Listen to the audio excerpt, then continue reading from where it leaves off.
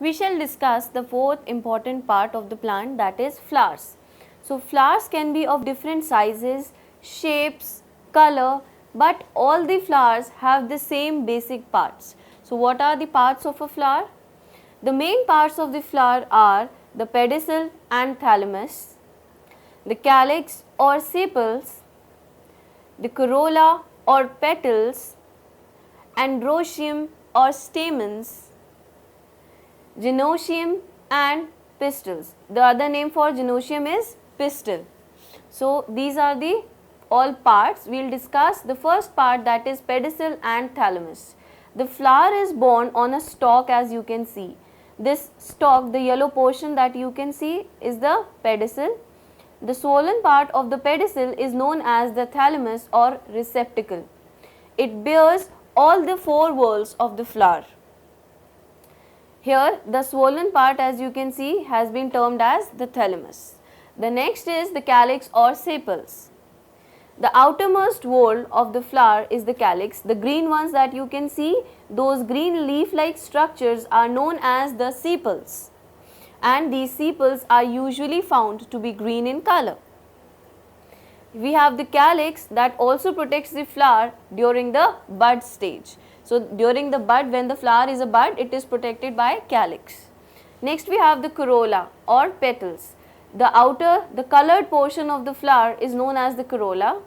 Each petal you can see, each part of the corolla is known as the petal.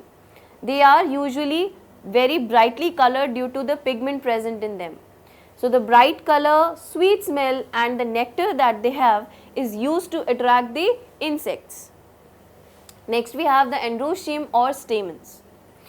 It is the third whorl of the flower, which is composed of one or more male reproductive organs. Now each organ you can see here is known as the stamen.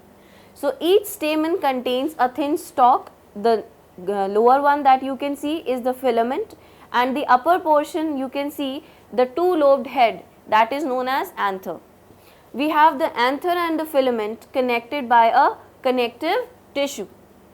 Now here each anther lobe has its own pollen sacs. Each anther lobe has two pollen sacs, and which are filled with all the pollen grains. And pollen grains are the ones which are very small in size and they take part in reproduction.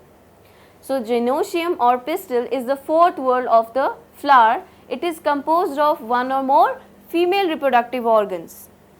Now here you can see each carpel, the lower portion is the carpel, above the carpel you can see is the ovary, and you have the style, and finally the above portion is stigma. So stigma is the terminal part of the pistil. As you can see, it is very sticky and hairy.